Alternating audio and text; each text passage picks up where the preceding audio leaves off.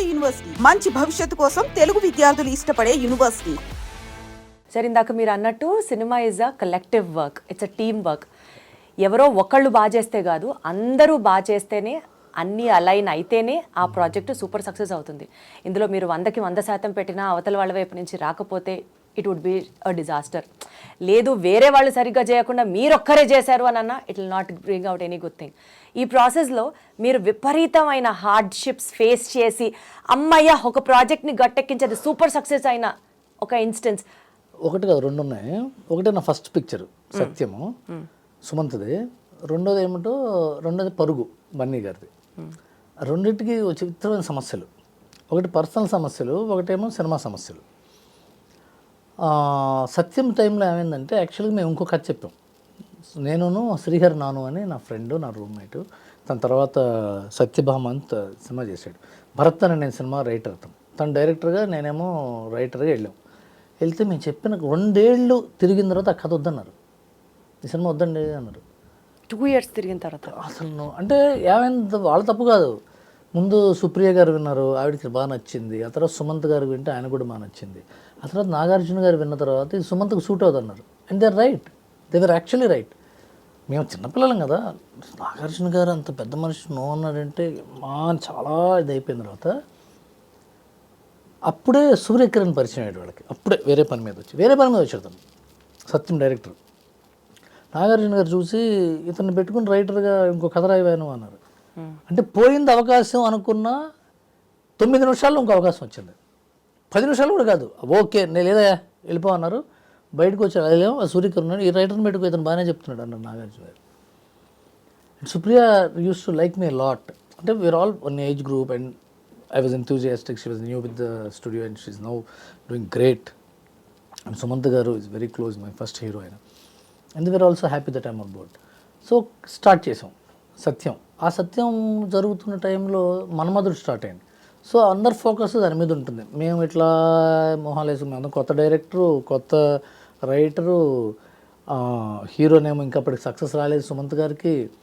కరెక్ట్గా అదే టైంలో నాకు పెళ్ళి మా మేనమా కూతురుతో.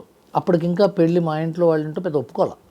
వీడు ఇంకా సినిమాల్లో ఉన్నాడు, వీడు ఏం చేస్తాడో సాధిస్తాడో లేదు తెలియదు. మేమిద్దరం పెళ్లి చేసుకుందాం అనుకున్నాం. సో నేను చాలా కన్ఫ్యూజన్లో ఉండేవాడిని, చాలా టెన్షన్గా ఉండే. సడన్గా అప్పుడు ఏమైందంటే, సత్యం టైంలో షూటింగ్ స్టార్ట్ అన్నారు. పెళ్లి చేసుకుని షూటింగ్ స్టార్ట్ చేసినప్పుడు ఇంక 24 గంటలు షూటింగ్ దగ్గర ఉండాలి కదా. రాత్రి పగళ్ళు మా వైఫ్ ప్రెగ్నెంట్, ఒక్కతే ఉండేది ఇంట్లో. నేను 24 గంటలు షూటింగ్కి వెళ్ళి రావటం, రీరైట్ చేయటం, మళ్ళీ వెళ్ళడం, రావటం, షూటింగ్ టెన్షన్స్, డెలివరీ టెన్షన్స్. సినిమానేమో పూర్తి అయిపోయింది. నా ఫస్ట్ పిక్చర్ నేనేమో షూటింగ్ రిలీజ్ రోజున హైదరాబాద్లో ఉండాలని. మా వైఫ్ 9th month, తన్ని రాజమండ్రి కాకినాడలో దింపేసి వచ్చి నేను చాలా టెన్షన్ పడ్డాం ఎడిటింగ్. ఆ తర్వాత ఏమైంది, నేను డెలివరీకి వెళ్ళాలి. నాగార్జున గారి సినిమా చూసి ఒక 10 సీన్లు రీషూట్ చేయమన్నారు. 10 సీన్లు రీషూట్ చేయాలి. నేనేమో కాకినాడ వెళ్ళాలి. రాత్రి 9:30కి చెప్పారు, ఇది ఎల్లుండే షూటింగ్ స్టార్ట్ చేయాలన్నారు. నేను రాత్రి అంతా కూర్చొని, సత్యం రాజేష్ ఉన్నాడు కదా, ఫస్ట్ పిక్చర్, తను నేను పక్కన కూర్చొని, తన సీన్లో 3 ఉన్నాయి దాంట్లో. రాజేష్ అన్నాడు, నువ్వేం టెన్షన్ పడకన్నా, నువ్వు ఉండు, నేను పక్కన కూర్చుంటా అని చెప్పి తను నా పక్కనే కూర్చున్నాడు. నేను రాత్రి 3ంటికో 4ంటికో రాసి పొద్దున్న 8ంటికి నాగార్జున గారు వస్తే ఆయనకి రీడింగ్ ఇచ్చి, తమిళ్ డైరెక్టర్ తనకి తెలుగు కొద్దిగా మాట్లాడటం వచ్చు కానీ పెద్ద రాదు సూర్యకిరణ్కి. ఎందుకు తను జడ్జి చేయలేడు కదా, పంచశేఖర్ జడ్జి చేయలేదు కానీ కథా సంబంధించిన విషయాలు అవి. చివరికి అది ఓకే చేసామండి. అది రిలీజ్ అయిన రోజున యూ హ్యావ్ టు ఫీల్ మీ, చాలా ఆనందపడ్డా. నాకు కళ్ళంబడి బొటబొట నీళ్ళు వచ్చేసినాయి. ఎందుకంటే ఎంతో కష్టపడి, నాకు చాలా ఇష్టం నాగార్జున గారు, మా నాన్నగారు నాగేశ్వరరావు గారి ఫ్యాన్. అదే కంపెనీలో నేను రైటర్ అవ్వటం అనేది it is thrilling moment for me. తర్వాత ఇది పర్సనల్ స్టోరీ, ఎవరికి పట్టింది కాదు కదా, పర్సనల్ స్టోరీ. నేను నాకు ఏవైతే ఏంటి కట్ చేస్తే పరుగు సినిమా భాస్కర్ బొమ్మరిల్ తర్వాత సినిమా, అది అల్లు అర్జున్ సినిమా, పెద్ద సినిమా. అది వర్క్ చేస్తుంటే నాకు భాస్కర్కి రోజు గొడవలే. నాకు నేను ఎట్లానే వాడిని, ఇద్దరం ఒకటే ఏజ్ గ్రూపు, కుర్రాళ్ళం. తను అటెండ్ అయ్యేవాడు, తను ఇటు అనేవాడు. ఇప్పుడు తను బొమ్మరిల్ డైరెక్టరు. సో తన వాల్యూకే ఎక్కువ ఉండేది. నేనేమో కాదు కూడదని ఇట్లా గొడవ. మా ఇద్దరికి పాపం ఆనందరంగా పంచాయతీ తీర్చేవాడు. ప్రతిరోజు గొడవే, ఇలా రాయాలి, అలా రాయాలి, ఇలా రాయాలి. But he loves me not as a person. నాకు ఇప్పటికీ ఫ్రెండ్, నేను చెప్తున్నాను, ఎందుకు తను చూసి కూడా నవ్వుకుంటాడు చూస్తే. చివరికి అది సినిమా జనవరిలో రిలీజ్ అవ్వాల్సింది పోస్ట్ పోయి మేకు వచ్చిదిగో ఈ ప్రాబ్లమ్స్ వల్ల. ఆ సినిమా షూటింగ్ అండి కొడైకెనాల్లో. ఆ కొడైకెనాల్ ఏంటంటే షూటింగ్ ఎలా చేయాలంటే మిస్ట్ వస్తూ ఉంటుంది. ఆ మిస్ట్లో హీరోయిన్ చూడాలి హీరో. ఆ మిస్ట్ మన చేతుల్లో లేదు కదా, అది నేచర్, అది అలా వచ్చి వెళ్ళిపోతూ ఉంటుంది. అది దాన్ని ఆపి ఉండ కాసేపు అనలేం కదా. అది మొత్తం వస్తే మనిషి కనపడ్డు. అది వెళ్తున్నప్పుడు వస్తున్నప్పుడు తీయాలి. అది రోజుకి 4 షాట్లు దిగలేం అంతేగా. అంటే వేరే పనులు చేసుకున్నప్పుడు వాళ్ళు మిస్ట్ వచ్చిందని తీసేవాడు. అదేంటది 200 మీటర్లు దిగి మళ్ళీ 200 మీటర్లు ఎక్కాలి కొండ. అది ఆక్సిజన్ తక్కువ ఉండేది. పైగా అదేంటి సమ్మర్లో కొడైకెనాల్ బ్రహ్మాండంగా ఉంటుంది. అది ఆగస్ట్, సెప్టెంబర్, అక్టోబర్లో చేశారు. అక్కడ చలి, చాలా హార్డ్షిప్స్ ఫేస్ చేసిన తర్వాత నాకు కరెక్ట్ డిసెంబర్ 31 నాడు హార్ట్ అటాక్ వచ్చింది. ఆ పరుగు సినిమా జరుగుతున్నప్పుడు డిసెంబర్ 31 వచ్చి జాన్ 1 నాడు నాకు ఏదో ట్రీట్మెంట్ చేశారు. మళ్ళీ జాన్ 7 నుంచి నేను was in the shoot. Recover అయిపోయారు. హలో ఫటక్ నేను 4థ్కే ఇంటికి వచ్చా. 4th నాకు 4 రోజులు ఉంచుతారు హాస్పిటల్లో. 4th ఇంటికి వచ్చా, 7th మళ్ళీ షూటింగ్ వెళ్ళిపోయారు. పాపము అదే టైంకి భాస్కర్ వాళ్ళ మదర్ చనిపోయారు. నాకు ఇలా జరిగింది, తనకు ఇలా జరిగింది. But he also came back immediately in 4 days. అప్పుడు కష్టపడి చివరి దాకా డబ్బింగ్లో, ఎడిటింగ్లో, పబ్లిసిటీలో కాపీ అలా వెళ్ళి ప్రసాద్ మల్టీప్లెక్స్లో షో వేశారండి. We understood that film is a super hit. స్లోగా స్టార్ట్ అవుతుంది సినిమా. చివరికి వచ్చేటప్పుడు నేను చూస్తుంటే జనం ఏడుస్తున్నారు. ఆ రోజున నేను మౌనంగా నాలో నేను ఏడ్చా, బా ఎంత బాగుందని. ఆ తర్వాత నాకు కూతురు పుట్టింది. అది కూతురు మీద సినిమా. అది అవును, నేను మా అమ్మాయికి చూపించా మొన్న 15 years వచ్చినప్పుడు దానికి చూపించా. నేను దాన్ని ఊహించుకుని రాశా. ఇలా నాకు కూతురు ఉంటే నేను ఎలా ఆలోచిస్తాను, దాని గురించి నేను ఎంత ప్రేమిస్తాను అని. And I'm really happy. అదొక సినిమా నా లైఫ్లో షేక్ చేసిన సినిమా. Very happy sir. యాక్చువల్గా ఈ సందర్భం వచ్చింది కాబట్టి మాట్లాడుతున్నాను. సినిమా ఇండస్ట్రీలో సార్ ఒక్కొక్కళ్ళకి ఒక సినిమా జరిగేటప్పుడు చాలా స్టోరీస్ ఉంటాయి పర్సనల్గా. ఇలాంటి హార్డ్షిప్స్ ఫేస్ చేస్తూనే ఉంటారు. అది చిన్నదా పెద్దదా అని లెక్కేయడానికి కాదు, బట్ స్టిల్ ఇన్ని హార్డ్షిప్స్ ఫేస్ చేసి ఒక సినిమా తీసిన తర్వాత హాయిగా ఒక ఏసీ రూమ్లో కూర్చొని చేతిలో కాఫీ తాగుతూ ఈ సినిమాకి నేను ఇచ్చే రేటింగ్ అని ఇస్తారు చూడండి. నాకు అసలు ఎంత కోపం వస్తుందంటే, ఎంత కష్టం లేకపోతే ఆ సినిమా, ఒక్కొక్కడి హార్డ్ వర్క్ ఎంత లేకపోతే ఆ సినిమా తీస్తారు. Who are you to decide the fate of the movie అని పర్సనల్గా నాకు అనిపిస్తుంది. ఇప్పుడు I have a different view on it. Cinema మీద రేటింగ్ ఉంటుంది కదండి. సినిమా మీద రేటింగ్ కాదు, ప్రపంచంలో ఎవ్రీ ప్రోడక్ట్ మీద రేటింగ్ ఉంటుంది. సబ్బుల మీద రేటింగ్ ఉంటుంది, కార్ల మీద రేటింగ్ ఉంటుంది, పెన్సిల్స్ మీద రేటింగ్ ఉంటుంది, పెన్నుల మీద ఉంటుంది, షూ మీద రేటింగ్ ఉంటుంది, డాక్టర్స్ చేసే వైద్యం మీద రేటింగ్ ఉంటుంది, ప్రతి దాని మీద రేటింగ్ ఉంటుంది. ఆర్ట్ మీద rating. Michelangelo painting art చేస్తే ఆర్ట్ ఎగ్జిబిషన్లో వెళ్ళి క్రిటిక్స్ ఉంటారు, గీత బాగాలేదంటారు. You can't say anything because they are part of the society. ఈ పార్ట్ ఆఫ్ ద సొసైటీది ఉన్నప్పుడు మనం ఆ రేటింగ్ని, ఆ విమర్శని తీసుకోవాలి. వేరే ఆప్షన్ లేదు. ఇప్పుడు మీ ఇంటర్వ్యూలకు రేటింగ్లు పెట్టట్లేదు, కానీ ఇంటర్వ్యూలకు కూడా రేటింగ్ పెట్టచ్చు యాక్చువల్గా. ఎస్, దీప్తి గారి ఇంటర్వ్యూ బెటరా, XYZ ఇంటర్వ్యూ బెటరా, వేరే వాళ్ళ ఇంటర్వ్యూ బెటరా, ఐ డ్రీమ్లో ఉన్నప్పుడు బాగా చేసింది ఆవిడ, ఇంకో కంపెనీలో బాగా చేసింది, ఎవరు చెప్పచ్చు. ఏం చేయలేము. అది వాళ్ళ హక్కు, వాళ్ళ జీవన విధానం అది, లేకపోతే జీవన భృతి కూడా అది, వాళ్ళకి అదే కదా ఆధారం, జీవనాధారం. సో క్రిటిక్స్ని సీరియస్గా తీసుకోవాలా లేకపోతే వాళ్ళు పట్టించుకోక్కర్లేదా అనేది కూడా personal choice. But when it is affecting a business, అది సీరియస్గా తీసుకోవాల్సి వస్తుంది. ఇవాళ స్టోరీ డిస్కషన్స్లో కానీ, ఇవాళ పబ్లిసిటీ డిజైన్స్లో కానీ, లేకపోతే మేకింగ్ సైడ్లో కానీ, రేపొద్దున trollers is different story, will discuss later. రేపొద్దున రేటింగ్ ఇచ్చేటప్పుడు ఇలా ఇస్తారు, రేపొద్దున వాళ్ళ సైట్లో ఆర్టికల్ రాసేటప్పుడు దీని మీద క్వశ్చన్ చేస్తారు, లేకపోతే రేపొద్దున ఫస్ట్ మార్నింగ్ షోకి వెళ్ళిన తర్వాత ఇలాంటి అబ్జెక్షన్స్ రావచ్చు అని ఒళ్ళు దగ్గర పెట్టుకునో, భయపడుతూనో, కంగారు పడుతూనో, అతి జాగ్రత్త తీసుకుంటూనో, జాగ్రత్త పడుతూ సినిమాలు తీస్తున్నాం. ఒక్కోసారి అవి ఎక్కువ తప్పును కూడా చేస్తున్నాయి. ఎందుకంటే ఆర్గానిక్గా కథ చెప్పే పరిస్థితి పోయి ఈ కామెంటరీ ఇట్లా Fabricated stories ఉంటుంది, అన్నీ వస్తున్నాయి ఇలాంటి కామెంటరీ ఇలా ఉంటుంది కాబట్టి ఇలా చేద్దాం అని ఒకసారి తప్పు కూడా జరుగుతుంది, ఒకసారి మంచి కూడా జరుగుతుంది, రెండు అదే సార్ కన్స్ట్రక్టివ్ గా వెళ్ళినంత కాలం దానివల్ల నష్టం లేదు. అంటే నాకు అంటే ఇది it's a platform. When film is made, A story is return, A cameraman shoots the film, ఒక మ్యూజిక్ డైరెక్టర్ దానికి మ్యూజిక్ చేస్తాడు, ఒక ఎడిటర్ దానికి ఎడిట్ చేస్తాడు, ఫైనల్గా ఏంద్ర సినిమా వస్తుంది. వీటన్నిటికీ డైరెక్టరే మూల కారణం, అంటే డెసిషన్ మేకర్. ఒక్కోసారి ప్రొడ్యూసరు, ఒక్కోసారి హీరో, లేకపోతే ముగ్గురు, లేకపోతే డైరెక్టర్ టీంలో ఎవరో పెద్ద మనుషులు. ఇది రాసేవాళ్ళు, ఆర్టికల్స్ రాసేవాళ్ళు ఎడిటింగ్ బాగాలేదంటారు. ఎడిటింగ్ బాగాలేదనేది ఇంపాసిబుల్ చెప్పటం. ఎడిటింగ్ బాగాలేదని చెప్పటం, ఎడిటర్ పనితనం బాగాలేదంటారు. పాపం ఎడిటర్ ఎంత బాధపడతాడంటే, ఎడిటర్ పనితనం ఎందుకు బాగోలేదు, డైరెక్టర్స్ కాల్. ఎడిట్ ఎలా ఉండాలి, డైరెక్టర్స్ కాల్. ఎడిట్ ఎలా ఉండాలో, ప్రొడ్యూసర్స్ కాల్. ఎడిటర్ కాల్ కాదు అది. ఎడిటర్ చాలా గట్టిగా చెప్తాడు, ఇది కరెక్ట్ కాదండి, ఇది బాగోలేదండి, ఇలాగే చేద్దాం. నువ్వు ఎంత చెప్పినా డైలాగులు బాగాలేదంటారు. డైలాగులు ఓకే చేసేది ఎవరు, డైరెక్టర్ కదా. ఒకసారి హీరోకి ఈ డైలాగ్ కంఫర్టబుల్ లేకపోతే హీరోయిన్ బొంబాయి అమ్మాయి, లేకపోతే ప్రకాష్ రాజుల గారు పెద్ద మనిషి వచ్చి, ఆయన మహానుభావుడు, విద్వత్తు ఉన్న వ్యక్తి ఆయన, రే ఇలా కాదురా ఇంకోటి రా చేద్దాం అంటాడు. మనం అప్లైజ్ చేస్తాం. అది వచ్చిన తర్వాత ఇలా లేదు, ఇది బాగాలేదంటే, డైలాగులు బాగోలేదు, ఆ ఇంట్రికసీస్కి వెళ్ళినప్పుడు ఇబ్బందిగా ఉంటుంది. ఎందుకంటే అది కాదని తెలిసిపోతుంది. అది మీరు సినిమాగా ఒక సినిమాని ఒక సమూలమైన పద్ధతి మీరు కామెంట్ చేస్తే ఇట్స్ ఫైన్, సినిమా బాగాలేదు, బాగుంది, లేకపోతే స్లోగా ఉంది. ఎడిటింగ్ బాగాలేదు వేరు, స్లోగా ఉండడం వేరు. యాక్చువల్గా స్లోగా is a call taken by director to tell the story like that.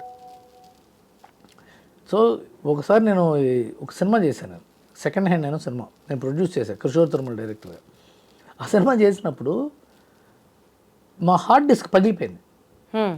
పగిలిపోయి ఎడిట్ రూమ్లో ఉన్న చాలా లో క్వాలిటీ ఫుటేజ్ని సినిమాగా వదిలేసాం. సెకండ్ హాఫ్ అంతా, ఫస్ట్ హాఫ్ ఏమో 1 HDలో ఉండేది అప్పుడు పాత కెమెరాలు, ఇదేమో 720 MP. ఎవరు రాసేది తెలుసా, అతను ఇప్పుడు లేడు పాపం, చనిపోయారు ఆయన, క్రిటిక్. సెకండ్ హాఫ్ ఫోటోగ్రఫీ చాలా బాగుంది, ఫస్ట్ హాఫ్ బాగాలేదన్నారు. అసలు second half cheap quality. So that is the knowledge that these critics have on. That's what I meant, sir, exactly. So on a whole మీరు సినిమా గురించి రాస్తే ఇట్స్ ఫైన్. ఆ ముక్కలుగా లోపలికి వెళ్తే వాళ్ళ తెలియనితనం కూడా అప్పుడప్పుడు తెలుస్తుంది. 100% I agree, sir. తెలుస్తుంది, మాకు తెలుస్తుంది, అంటే టెక్నీషియన్స్కి తెలుస్తుంది, ప్రజలకి అది నిజం అనుకోవచ్చు కూడా. సార్ ఇప్పుడు సింగర్స్ మాట్లాడుతున్నప్పుడు చాలా సందర్భాలలో వాళ్ళు పాడిన ఆడియో ట్రాక్స్ సినిమాల్లో వాళ్ళ పేర్లు ఉండవు, ఇంకొకళ్ళ పేర్లు ఉంటాయి, జస్ట్ ఫర్ అడ్వర్టైజింగ్ స్కిల్స్ అని దీనికోసం చెప్తూ ఉంటారు. అట్లా స్టోరీ రాసే విషయంలో కూడా మీరు కూడా ఎదురవుతాయి అట్లాంటి సందర్భాలు? ఇది ఏమవుతుంటారండి, story comes from one single thought. Okay, ఒకటే థాట్ మీద ఒక లైన్, ఒక సింగిల్ సెంటెన్స్ నుంచి కథ మొదలవుతుంది. ఆ తర్వాత సీన్లు కొన్ని వస్తాయి. ఆ తర్వాత ఏమవుతుందంటే ఇంకో వేరే రైటర్లు వస్తారు, వేరే డైరెక్టర్ టీం ఏదో వస్తుంది, రైటర్స్ టీం వస్తుంది, లేకపోతే హీరో కొన్ని సలహాలు ఇస్తూ ఉంటారు, ప్రొడ్యూసర్స్ కొన్ని సలహాలు ఇస్తూ ఉంటారు. ఆ కథ ఈ సింగిల్ థాట్ ఫైనల్గా ఉండకపోవచ్చు, వేరే ఏదో పుట్టచ్చు. సో కథ అని ఒకటి పేరు వేసిన కానీ మొత్తం ఆయన పుస్తకం తీసుకొచ్చి ఇవ్వడు. ఒక ఐడియా నుంచి అంతా డిస్కస్ చేసి ఒక సబ్స్టాన్షియల్ షేప్కి వస్తుంది. ఒక 70% కాంట్రిబ్యూషన్ ఒక రైటర్ నుంచి ఉంటే ఆ రైటర్ ని మార్చేసి వేరే రైటర్ పేరు వేసిన ఉంటాయా? తక్కువ, అలాంటి సందర్భాలు ఎదురయ్యాయి. 70% ఉన్నప్పుడు ఆ రైటర్ పేరు వేయకపోవడానికి తక్కువ ఛాన్సెస్ ఉంటాయి. ఒక్కోసారి ఆ మిగతా 30% కాంట్రిబ్యూట్ చేసిన డైరెక్టర్ అయితే ఇద్దరు పేర్లు వేసుకుంటారు, లేకపోతే మిగతా 30% కాంట్రిబ్యూట్ చేసిన వేరే సిమిలర్ స్థాయి రైటర్ అయితే అతని పేరు కూడా వేస్తారు, లేకపోతే స్క్రీన్ ప్లే వేరే వాళ్ళ పేర్లు వేసి మూల కథనో డైరెక్టర్నో అంటే ఉంటాయండి. ఒక్కోసారి that is not the standard. ఇప్పుడు హైదరాబాద్ ట్రాఫిక్ అద్భుతంగా ఉంది, బస్సు కింద ఆటో పడి చచ్చిపోయారంటే అది స్టాండర్డ్ కాదు కదా. ఎప్పుడప్పుడు జరుగుతుంటారు స్ట్రే ఇన్సిడెంట్స్.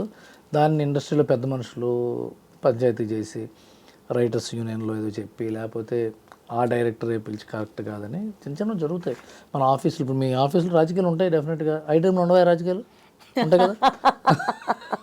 ఏదో దాన్ని ఎలా సర్దుకుని పంచాయతీ చేస్తారు. అది ఈయనకి కూడా ఉంటాయి రాజకీయాలు. నా బొమ్మ బాగుంది నేనా, ఈయన బొమ్మ బాగుంది నాయన అంటుంటారు. జరుగుతుంటాయి అంతే, ఎలా జరుగుతుంది. సో బేసికల్గా మీరు ఇండస్ట్రీలోకి వచ్చిన తర్వాత సత్యం తర్వాత ఒక హై చూశారు. ఒక హై కాదు, ఆ లెక్కను మాట్లాడితే చాలా బ్లాక్ బస్టర్సే చూశారు.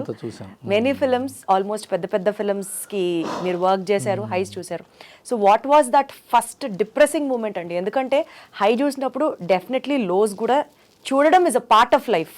నా most depressing moment thank you flop అవడం. నేను డిప్రెషన్ అంటే డిప్రెషన్ వ్యక్తపరచలేదు, అమ్మా అని అడవలేదు, డిసప్పాయింటెడ్. నాకు పెద్ద డిప్రెషన్ ఉండదండి యాజ్ అ పర్సన్, నాకు హ్యూమన్ బీయింగ్. నేను యాజ్ బీవీఎస్ రవి నేను పెద్ద డిప్రెస్ అవును దేని గురించి. What is your life theory sir? అది అయిపోయింది చెప్తా. అయితే నేను సినిమా బాగా దగ్గరగా కృతజ్ఞత మీద కథ రాసుకున్నాను, గ్రాటిట్యూడ్ మీద కథ. అది థ్యాంక్ యూ అనేది మనం ఎంత ఎదిగినా సరే మన ఎదుగుదలకి కారణమైన వాళ్ళని మనం మర్చిపోతేనే మనం సెల్ఫ్ మేడ్ అని చెప్పుకుంటాం. వన్ ఆఫ్ ద ఇప్పుడు ఎవరన్నా నేను సెల్ఫ్ మేడ్ పర్సన్ని, వాళ్ళ నోటి సెల్ఫ్ మేడ్ పర్సన్ అంటే వాడి ఎదుగుదలకు కారణమైన ఎంతోమంది వ్యక్తుల్ని పరిస్థితుల్ని వాడు మర్చిపోయినట్టు, వాడి చుట్టుపక్కల వాడు గుర్తించినట్టు అని అర్థం. దాన్ని గుర్తించాలి అనేది ఒక హంబుల్ ఒపీనియన్తో కథ స్టార్ట్ అయింది. తర్వాత అది ఎన్నో, ఒక నది సముద్రానికి వచ్చేదాకా ఎన్నో మెలికలు తిరిగినట్టుగా ఆ సినిమా కథ కూడా ఎన్నో మెలికలు తిరిగి చివరికి అలా స్థాయికి వచ్చింది. చైతన్య చాలా బాగా చేశాడు, విక్రమ్ చాలా బాగా చేశాడు, మిస్ అయింది ఫైర్. నేను అప్పుడు పిఠాపురంలో ఉన్నా, సర్వం శక్తిమయం నా వెబ్ సిరీస్ షూట్ చేసుకుంటూ అక్కడ ఉన్నాం. నేను సినిమాను ఫ్లాప్ అయిందని తెలుసు, ముందు రోజు రాత్రి తెలిసింది. నేను ఒక్కరోజు ఒక్క గంట బాధపడ్డా. గంట is a big time for me to feel pain. నేను ఎప్పుడు ఆ గంట బాధపడిన సందర్భాలు లేవు. ఒక్క గంట బాధపడ్డా, మిస్ అయింది, మంచి కథ మిస్ అయింది. ఆ సినిమా ఫెయిల్ అయిందని కారణం నేను మంచి కథ మిస్ అయింది అని. మిగతావో కమర్షియల్ సినిమాలు చాలా రాస్తాం, ఆడతాయి పోతాయి ఉంటాయి, కానీ ఒక జెన్యున్ థాట్తో చెప్పిన కథ ఫెయిల్ అవటం, I felt it is my short fall in writing. అదొకటి తప్ప ఇంకా నేను పెద్ద. ఒక గంట బాధపడితేనే జీవితంలో అదే బిగ్ టైం అంటున్నారు కదా, అందుకనే అడుగుతున్నాను. నేను అసలు డిప్రెస్ అవ్వను అన్న పాయింట్కి మీ లైఫ్ థియరీ ఏంటి? మీరు ఏం ఎక్స్పెక్ట్ చేస్తారు లైఫ్ నుంచి? అంటే వచ్చామా, చిల్ అయ్యామా, ఎంజాయ్ చేసామా, వెళ్ళామా? నేను అనుకున్నది చేయడానికి అవకాశం కోసం ప్రతి క్షణం ఎదురు చూస్తూ ఉంటాను. ఓకే, నేను అనుకున్నది చేయడానికి అవకాశం వచ్చినప్పుడు అది నా పూర్తి సామర్థ్యతతో చేస్తా. అది ఫెయిల్ అయితే ఇంకోటి అనుకుని ఇంకోటి చేస్తా. అది సక్సెస్ అయితే అలాంటిది ఇంకోసారి చేస్తా. అది ఎవరైనా అదే చేస్తారు. కానీ ఫెయిల్ అయినప్పుడు ఎక్కువ ఏడ్చి, సక్సెస్ అయినప్పుడు ఎక్కువ ఆనందపడితే ఆ బాధలోనూ సంతోషంలోనూ టైం వేస్ట్ అవుతుందని ఫీల్ అవుతాను. టైం వేస్ట్ అవ్వడం ఏంటండి? ఇంకా దాన్ని ఎప్పుడు ఆస్వాదిస్తారండి? ఆస్వాదన అనేది లేదు. ఆస్వాదన అనేది ప్రతి క్షణం ఆస్వాదించాలి. ఇప్పుడు ఇది కూడా ఆస్వాదిస్తాను నేను ఇప్పుడు మీతో నేను మాట్లాడుతున్నాను. ఆస్వాదన అనేది అదొక నిరంతర ప్రక్రియ. మనం పని చేస్తున్నప్పుడు అలా చీకట్లో కూర్చుని వాళ్ళు వెలుగులో కూర్చుని ఎవరు రాకుండా రాసుకునేది కూడా ఆస్వాదనే. అద్భుతంగా మా ఆవిడ వంట చేస్తే తినడం కూడా ఆస్వాదనే. మా అమ్మతో గొడవ పట్టడం కూడా ఆస్వాదనే. మా పిల్లలతో ఏడిపించడం కూడా ఆస్వాదనే. ఎవ్రీథింగ్ ఆస్వాదనే. నేను ఇప్పటి నుంచి కారుకి మా ఇంటికి వెళ్తాను, మా ఆఫీస్కి వెళ్తాను, అది కూడా ఆస్వాదనే. ఆస్వాదనకి టైం ప్రత్యేకంగా టైంని కేటాయించడం కూడా టైం వేస్ట్. టైం అదే యూజ్లెస్నెస్. అది ఇప్పుడు అదే సినిమా ఫెయిల్ అయిందండి, డిప్రెషన్లో ఉన్నాడు, మనం వెళ్ళి ఓదార్చాలి ఒకడిని, అదంతా యూజ్లెస్నెస్. అదిలైతే ఒక చాలా పెద్ద సక్సెస్ కొట్టాడండి, తాయి తందనాలు ఆడుతున్నాడు, వెళ్ళి మనం కూడా పార్టిసిపేట్ చేద్దాం, uselessness. That's all humbug. So మీరు ఎప్పుడన్నా ఒక స్క్రిప్ట్ ప్రిపేర్ చేసి పలానా యాక్టర్ను, ప్రొడ్యూసర్ను అప్రోచ్ అయినప్పుడు రిజెక్ట్ అయిన సందర్భాలు ఉన్నాయా? 100 రాస్తే 99 రిజెక్ట్ అవుతాయి. అయినా సరే మీరు ఫీల్ అయ్యే టైప్ కాదు. నేను కాదు, ఎవడు ఫీల్ అవడు. డార్ట్ గేమ్ అండి ఇది. ఎనీ టెక్నీషియన్స్ సినిమాలో, సినిమా ఇండస్ట్రీ కాదు, ఒక ఆర్కిటెక్ట్ బొమ్మలు వేస్తారు పెద్ద పెద్ద బిల్డింగ్లు కట్టి, వాళ్ళవి 1000 రాస్తే ఒకటి అవుతుంది. ఆర్కిటెక్ట్ 100,000 బొమ్మలు వేస్తే ఒకటి ఓకే అవుతుంది. ఎందుకంటే ల్యాండ్ ఓనర్ బాసు ఈ బొమ్మ కాదు, నాకు మా ఆవిడ వద్దంటుందండి, మా ఫ్రెండ్ వద్దన్నాడండి కలరు, సరే ఇంకో బొమ్మ వేద్దాం అనుకుంటారు కదా. అసలు ఎవడన్నా రిజెక్షన్ని సీరియస్గా తీసుకున్నాడంటే వాడు సన్నాసి. రిజెక్షన్ని సీరియస్గా తీసుకుంటే సన్నాసులు మీరు. కరెక్ట్ చేసుకోండి, ఎందుకు రిజెక్ట్ అయింది మళ్ళీ ఇంకో అంతే తప్ప ఫీల్ అయిపోయి డిప్రెషన్కి వెళ్ళిపోయి రిజెక్షన్ సీరియస్గా తీసుకునేవాడు 10th ఫెయిల్ అయితే బిల్డింగ్ మీద దూకేవాడు ఒకడే. ఎంత సీరియస్ తీసుకోకూడదు. మనది ఇంకోటి ఒపీనియన్, మన ఒపీనియన్ ఇంకోటి ఒప్పుకోలేదు, అది ఇగో. అది రిజెక్షన్ సీరియస్గా తీసుకున్నాడు ఈగోయిస్ట్. అది నిజమైన డేంజరస్ ఈగో. ఇప్పుడు మీ డ్రెస్ చండాలంగా ఉందండి అని అనుకోండి, మీరు గదిలోకి వెళ్ళి ఆ పక్కన భవానీ గారి దగ్గర భుజం మీద పడి ఏడుస్తూ కూర్చున్నారు అనుకోండి, అంత సీరియస్. ఆడి మొహం వాడికి నచ్చలేదు, నా డ్రెస్ నాకు బాగుందంటే అయిపోయింది కదా. మీ ఇంట్లో నా తర్వాత ఇంకో ఇంటర్వ్యూర్ వస్తాడు, ఏం డ్రెస్ వేసుకున్నారండి అంటే బ్యాలెన్స్ అయిపోలా. రిజెక్షన్ సీరియస్గా తీసుకో, కరెక్షన్కి ఉపయోగపడుతుంది. Rejection should give way to correction, lead to correction, but not depression. మీరు చాలా బుక్స్ చదువుతారని విన్నాను, కానీ చాలా సందర్భాల్లో మీరు చెప్పింది ఈ జీవిత సారాంశాన్ని ఇట్లాగా వడగట్టి మాట్లాడుతుంటే నాకు ఎలా అనిపిస్తుంది తెలుసా రవి గారు? అసలు ఆప్షన్ లేదండి, అదే కరెక్ట్. ఓకే, సో రిజెక్షన్ ని ఫేస్ చేయలేని వాడు చాలా గొప్పగా మీరు వాళ్ళని సమస్య అనేది అన్న వర్డ్ గుర్తులేదు. డన్. సో ఏదైనా ఒక ఛాన్స్ ఇండస్ట్రీలో అర్రే నేను చేయాల్సింది ఇది మిస్ అయిపోయింది అని అనుకున్న సందర్భాలు ఉన్నాయా? అంటే ఎలా నాకు అర్థం కావట్లేదు. అంటే ఇది సినిమా ఇండస్ట్రీ కదా, ఇదేంటంటే రంగుల రత్నం కాదు, నా బదులు కూడా ఎవడో ఎక్కాడే అనుకోవడానికి. ఇది అర్రే నేను చేస్తే బాగుండేదా, నేను బాహుబలి గురించి అనుకోవచ్చు, పోకిర్ గురించి. అలా కాక మీ దగ్గరికి వచ్చే అవకాశం, when it was the first preference మీరున్నప్పుడు నేను ఇది చెయ్యను అని మీరు సెల్ఫ్ గా రిజెక్ట్ చేసి లేటర్ ఆన్ రిగ్రెటింగ్ దట్ అర్రే నేను ఇది చేస్తుంటే బాగుండేది టైప్స్ లో. అసలు లైఫ్ లో రిగ్రెషన్ కి ఛాన్సే లేదు. అది అది ఆ డైలాగ్ కదా రావాలి. అసలు రిగ్రెటే అసలు ఛాన్సే లేదు. అసలు నేను రాత్రి పడుకుని పొద్దున్న లేస్తే కొత్త లైఫ్ అది. అది దాని గురించి ఎక్కువ ఆలోచించాల్సి. ఎందుకండి ఇన్ని డిఫరెంట్ వేరియస్ సెగ్మెంట్స్ ఆఫ్ సినిమాలో వర్క్ చేశారు? ప్రొడ్యూసర్ రోల్ తీసుకున్నారు, డైరెక్టర్ రోల్ తీసుకున్నారు, రైటర్ రోల్ తీసుకున్నారు. What fascinates you more? అంటే ఇంకా ఏం చేయాలన్నది మీ యాక్చువల్ డ్రీమ్ ఏంటి? నేను రాసుకున్న ఎన్నో కథలు చెప్పే అవకాశం వేరే ప్రొడ్యూసరు వేరే డైరెక్టర్ అయితే తక్కువ ఉంటుంది కాబట్టి, నేనే ప్రొడ్యూసర్ అయితే నేను రాసుకున్న కథలు చెప్పే అవకాశాలు పెరుగుతాయని నేను ఇప్పుడు నమ్ముతున్నాను. So I want to produce more films which right. I want to tell my self, I want to express my self, I want to tell stories which I love and I like and I read through my production. So నేను రైటర్గా produce చేద్దాం అనేది నాకు బాగా ఇష్టమైన, ప్రస్తుతం అది ఆ మూడ్లో ఉన్నా. రేపొద్దున ఇంకో మూడ్లో ఉండొచ్చు, ఎవరైనా ఉండొచ్చు అట్లా. Today's decision is that, not today's, this period of time in my life I'm enjoying that. అదే సార్, ఈ మూమెంట్లో మీరు ఆస్వాదించేది రైటింగ్ స్కిల్స్. రైటింగ్ అనేది ఎప్పుడు, రైటింగ్ అనేది నేను రాయటం మొదలైన నాకు పెన్ను బయట ఆల్ రాయటం అనేది ఏదో రాస్తూనే ఉన్నా. ఇప్పుడు నేనంటే ప్రొడ్యూసర్గా నాకు కొంత మెచ్యూరిటీ వచ్చింది, అవగాహన. మెచ్యూరిటీ కమ్స్ ఫ్రమ్ అవగాహన వచ్చింది ప్రొడక్షన్ మీద, బిజినెస్ మీద, పబ్లిసిటీ మీద. So I want to produce films which I write. Dil Raju గారు ట్రోల్ కూడా చేయొచ్చు, అరే నీ కథలు నువ్వు తప్ప ఎవడో ప్రొడ్యూస్ చేయడం కూడా ట్రోల్ చేయొచ్చు. It's fine, it's fine. ఎందుకంటే మీరు దాన్ని ఐ ఎంజాయ్. దిల్ రాజు గారి ఇన్ హౌస్ ప్రొడక్షన్లో మీరు కూడా ఒక ఇన్ హౌస్ రైటర్, చాలా సినిమాలు రాశారు. ఎస్పెషల్లీ ఒక మీడియం ఆఫ్ ట్రస్ట్ మీ ఇద్దరి మధ్యలో ఎంత స్ట్రాంగ్ ఉందంటే దాని వెనకాల ఆ ట్రస్ట్కి రీచ్ అవ్వడానికి ఏ ఐడియా వర్కౌట్ అయిందండి? బికాజ్ ఫస్ట్ ఇంప్రెషన్ ఎక్కడొచ్చింది, అసోసియేషన్ ఎలా కొనసాగింది మీకు దిల్ రాజు గారికి? భద్రా సినిమా నుంచి నాకు ఆయనతో పరిచయం అండి. ఎప్పుడు కూడా ఒక ఐడియా వర్కౌట్ అవ్వడం వల్ల ట్రస్ట్ బిల్డ్ అవ్వడం అనేది తాత్కాలికమైన ట్రస్ట్ బిల్డ్ అవ్వడం అవుతుంది.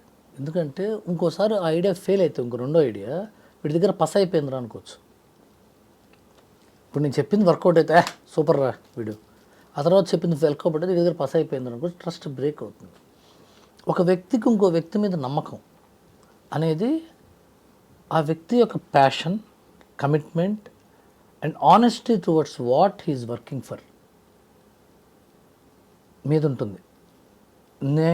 నాకు ఆయనకి ఉన్న, నేను కష్టపడి నిజాయితీగా సినిమా యొక్క శ్రేయస్సు కోసమే వాదిస్తాను, రాస్తాను, డిస్కస్ చేస్తాను, ఒపీనియన్ ఎక్స్ప్రెస్ చేస్తాను అని ఆయనకు విపరీతమైన నమ్మకం నా మీద. అలాగే నాకు ఆయన మీద సినిమా, మంచి సినిమా అంటే మీనింగ్ఫుల్ గుడ్ హెల్దీ ఫిలిం అనేది ఆయన కాన్సెప్ట్. ఆ సినిమా ఆ మీనింగ్ఫుల్ హెల్దీ ఫిలిం చేయడం కోసం ఆయన నిజాయితీగా ఎక్స్ప్రెస్ చేస్తాడు అని నాకు నమ్మకం. అలాగే ఆయన దగ్గర చాలామంది రైటర్స్ ఉన్నారు, వాళ్ళ నమ్మకం. సో ఆ బాండ్ అలా ఎక్కువ సంవత్సరాల పాటు నడుస్తుంది. ఫస్ట్ మీ అసోసియేషన్ భద్రా నుంచే స్టార్ట్ అయిందా? దానికంటే ముందు కూడా మీకు పరిచయాలు? లేదు, అప్పుడైనా నేను చూసేవాడిని, ఎందుకంటే ఆయన డిస్ట్రిబ్యూటర్, పక్క పీక్స్లో డిస్ట్రిబ్యూటర్, ఆది, ఈడియట్ అవి చేసేవారు. అప్పుడు నేను కూడా కొత్త, నాకు అంత పరిచయం లేదు. నేను ఫస్ట్లో నా కెరీర్ స్టార్ట్ అయిన 1 or 2 yearsలో నుంచి ఆయనకి థర్డ్ ఫిల్మ్ భద్ర. అంతకుముందు దిల్లో ఆర్య చేశారు. భద్రా నుంచి joint hands and long journey. మీరు షూటింగ్ సెట్స్కి వస్తూ ఉంటారా అండి? రెగ్యులర్గా నేను ఏ సినిమా చేసినా షూటింగ్ సెట్లో ఉంటాను. భద్రా సినిమా అప్పుడు నన్ను ఏమైనా చూసారా మీరు? అవును, తెలుసు నాకు. మరి తర్వాత ఎందుకు తగ్గించారు? ఆ రేడియో మిర్చిలో జాబ్, అప్పుడు చదువుకోవడం. నేను అసలు మీడియాలోకి వచ్చిందే పెళ్లి తర్వాత. సో చదువు కంటిన్యూ చేయడం, విజయవాడ నుంచి రావడం కష్టం అవడం. పెద్ద ప్రోగ్రామ్ అదే. అవును, భద్రా సినిమాలో కూడా నాకు బాగా గుర్తు, ఎంఎస్సీ చేస్తున్నాను అప్పుడు. సో పీజీ చేసేటప్పుడు ఎగ్జామ్స్కి షార్ట్ అయిపోయిన తర్వాత వెళ్ళి చదువుకుంటుంటే రవితేజ గారు ఏడిపించారు పుస్తకాలు తీసుకొని. ఇంట్లో సెట్ మొత్తం నాన్నకం కూడా ఆ సీన్ చేయడం, మళ్ళీ అందులోకి వెళ్ళి చదువుకుంటూ ఉండడం, ఆయన వచ్చి ఏడిపించేవారు. నాకు బాగా గుర్తు, చాలా ఎంజాయ్ చేసిన సీన్స్లో అదొకటి. చాలా 15 days చేసాం అక్కడ ఆ హౌస్లో కదా, మన పద్మనాభం గారు, అవును అవును, మురళీమోహన్ గారు. చాలా మంచి టైం అది. ఫస్ట్ సాంగ్లో ఉంటాను, లాస్ట్ క్లైమాక్స్ సీన్లో ఉంటాను. క్లైమాక్స్ ఉంటారు కదా, ఎయిర్పోర్ట్ సీన్. అసలు వాళ్ళిద్దరిని కలిపిందే నేను సార్. చాలా నాకు బాగా ఇష్టం ఆ సినిమా, చాలా ఇష్టం. సరే, ఇప్పుడు సినిమాకి పనిచేయడం ఒకలా ఉంటుందా, వెబ్ సిరీస్కి పనిచేయడం ఒకలా ఉంటుందా అన్నది డిఫరెన్స్ నేను అడగను, కానీ బట్ డెఫినెట్లీ ఒక్కొక్క మీడియంకి ఒక్కొక్క యూఎస్పీ అనేది ఉంటుంది. So what is that which USP which is working for web series? ఎందుకు web series are more clicking on these days? అంటే I will tell you one thing. అరుగు మీద కూర్చుని కబుర్లు చెప్తున్నా, అమ్మమ్మ కథలు వినాలన్నా ఒళ్ళో పడుకొని, మా పక్కలో పడుకుని, నాటకం చూడాలన్నా, సినిమా చూడాలన్నా, వెబ్ సిరీస్ చూడాలన్నా, సీరియల్ చూడాలన్నా, ఇన్స్టాగ్రామ్ రీల్ చూడాలన్నా, యూట్యూబ్ షార్ట్ చూడాలన్నా, ఇంట్రెస్ట్ సస్టైన్ చేయడం ఒక్కటే ప్రధానం. ఇంట్రెస్ట్ సస్టైన్ చేయాలి. సో ఇంట్రెస్ట్ సస్టైన్ చేయడానికి ఒకప్పుడు టైం ఎక్కువ ఉండేది, ఆడియన్స్కి పేషెంట్గా చూసేవాళ్ళు. ఇప్పుడు ఆ పేషెన్స్ లెవెల్స్ తగ్గినాయి, ఎందుకంటే దే హ్యావ్ అదర్ రెవెన్యూస్. మీకు ఇన్స్టాగ్రామ్లో 30 seconds అది ఉంటుంది, ఒక జోక్ ఉంటుంది, లేకపోతే ఒక గ్లామర్ పార్ట్ ఉంటుంది. దాన్ని మనకు బోర్ కొట్టింది అనుకోండి, వేలుతో తోస్తే మళ్ళీ మన జీవితంలో కనబడుతుంది ఆ రీల్. అంత ఇంట్రెస్ట్ ఇంట్రెస్ట్ ఉంటేనే చూస్తాం, లేకపోతే we are just impatient to just swipe that up. So interest sustain చేయడం అనేది చాలా పెద్ద స్కిల్, చాలా పెద్ద టాస్క్. సో సినిమాలో ఒకప్పుడు 2 గంటల సినిమా అంటే ఒక పాట, ఒక ఫైటు, ఒక కామెడీ సీను, మధ్యలో ఏదో కథ సీను, అలా అలా వస్తూ ఇంటర్వెల్కి వచ్చేటప్పుడు ఓహో ఇదే ఆ సినిమా అని తాయితీగా చూసేవాళ్ళు, తాపీగా. ఇప్పుడు ఆ తాపీతనం పోయింది. If you are not holding the interest of the audience, people are just letting it go and coming out. ఇది సినిమాకి సంబంధించి. సేమ్ పాయింట్ వెబ్ సిరీస్లకు కూడా. వెబ్ సిరీస్లకి ఏంటంటే 30 minutes, ఒకప్పుడు 45 minutes, 1 hour, 1 hour 10 minutes ఉండేది ఒక్కొక్క ఎపిసోడ్. ఇప్పుడు they are also asking for 30 minutes, 35 minutes. అంతకంటే హోల్డ్ చేయలేకపోతున్నాం ఇంట్రెస్ట్ అంటున్నారు. సో వెబ్ సిరీస్ రాసేటప్పుడు ఏమవుతుందంటే when an episode opens, we need to open it as very interesting episode. It's called a cold open. Cold ఓపెన్తో open చేయాలి అంటే ఇంట్రెస్టింగ్గా, చాలా చిల్లింగ్ ఏదో ఉండాలి, అది ఏదో ఉందిరా అని చూడాలి. చివరికి వచ్చేప్పుడు 35th minute వచ్చేటప్పటికి we need to have a cliff hanger. The pair cliff hanger అంటే అమ్మని నెక్స్ట్ ఏంటి, రే పెట్టు అమ్మ కాఫీ తాగుతా పెట్టే ఇంకో నెక్స్ట్ అనిపించాలి, వెంటనే పెట్టాలి, లేకపోతే catch. Cliff hanger, cold open cliff hanger ఉండటం ప్రధానమైన ఇష్యూ. ఓకే, ఈ 30 minutes అది చాలా బాగా రాయాలంటే సినిమాలో ఓపెనింగ్, మిడ్, ఎండ్ ఎలా ఉంటుందో దీనికి ఓపెనింగ్, మిడ్, నెక్స్ట్ ఎపిసోడ్కి వెళ్ళాలంటే ఇది ఫిక్స్ అవ్వాలి. 30 minutes అవడం వల్ల మధ్యలో ఇంకొక హై ఇవ్వాలి. ప్లస్ ఇంకోటి ఏంటంటే when you are making a web series, your audience are sitting at home or your audience are traveling. బస్సులో చూడొచ్చు, ట్రైన్లో చూడొచ్చు, ఫ్లైట్లో చూడొచ్చు, ఇంట్లో చూడొచ్చు. He's not in a theatre where you're packing him with some time capsule. 3 గంటల time క్యాప్సూల్లో పెట్టట్లేదు. సో వాళ్ళ ఇంట్రెస్ట్ చాలా ఎక్కువగా ఉండాలి కాబట్టి మనం ఇంట్రెస్ట్ సస్టైన్ చేయడం కోసం ఒకటే వ్యక్తి కథ చెప్పాలంటే కథదు. సో నెంబర్ ఆఫ్ క్యారెక్టర్స్ని తయారు చేసాం అనుకోండి. ప్రతి క్యారెక్టర్కి ఒక బ్యాక్ స్టోరీ, ప్రతి క్యారెక్టర్కి ఒక జర్నీ, ప్రతి క్యారెక్టర్కి ఒక స్టోరీ ఆర్క్ ఉంటే ఒక 4-5 క్యారెక్టర్లను పెట్టినప్పుడు ఏమవుతుంది, ఈ క్యారెక్టర్కి అది చెప్తూ బోర్ కొట్టినప్పుడు ఇంకో క్యారెక్టర్ వస్తుంది. అరే వీడి పరిస్థితి వెళ్తుంటే వాడి పరిస్థితి ఏమైందిరా అంటే ఇంకో క్యారెక్టర్ వచ్చింది. అమ్మని అమ్మ, 1వ క్యారెక్టర్ 2వ క్యారెక్టర్ కథ పూర్తి చేయకుండా 3వ క్యారెక్టర్ వాడి సంగతి ఏమైంది. అప్పుడు ఆ క్లిఫ్ హ్యాంగర్లో తగులుతుంటాడు. ఇప్పుడు ఇక్కడ వదిలేసినాడు, ఇట్లా తయారయ్యాడా, అరే పెట్టురా next episode. So number of క్యారెక్టర్స్ని ఇంటర్వ్యూయింగ్ చేసుకుంటూ ఇంట్రెస్ట్ని సస్టైన్ చేస్తూ ఉంటే వెబ్ సిరీస్ రైటింగ్ తేలికవుతుంది. అంటే అలా చేస్తే ఆడియన్స్ని హోల్డ్ చేయొచ్చు మనం. సో ఇన్ని క్యారెక్టర్లు, వాళ్ళ బ్యాక్ స్టోరీస్, వాళ్ళ క్యారెక్టర్ ఆర్క్స్ రాయడం చాలా కష్టపడాలి. చాలా ఎక్కువ పాటలు, ఫైట్లు, కామెడీ బిట్లు ఉండవు కదా. So it is quite a job. It's quite a job. We can have to write very authentically very serious note. కొద్దిగా కష్టపడాలి. సినిమా కూడా ఇప్పుడు అలా అయింది. ఎగ్జాక్ట్లీ అలా అయింది అన్న పాయింట్లోనే నేను మాట్లాడాలనుకుంటున్నాను. జవాన్ సినిమా తీసుకుంటే సార్, ఫర్ ఎగ్జాంపుల్, డైరెక్టర్ ఏం మెసేజ్ కన్వే చేయాలనుకుంటున్నారు అన్నది స్పష్టంగా అర్థమవుతుంది. And it is a very very very good subject to be conveyed. కానీ కమర్షియల్గా సినిమా డెంట్ పర్ఫామ్ వెల్. సో బాధపడ్డారా? బికాజ్ మీ ఇంటెన్షన్ వాజ్ వెరీ గుడ్. ముందే తెలుసు, నాకు వారం రోజుల ముందు తెలుసు సినిమా అంత ఆడదని. అవును, we had difference of opinion and I thought this will not perform as much as the hero also knew that. And the producer Raj garu, Krishna garu aslu producer, వాళ్ళు they had thought differently, but we all had our doubts because cinema second half సగం దాకా చాలా స్ట్రాంగ్గా hold చేస్తుంది.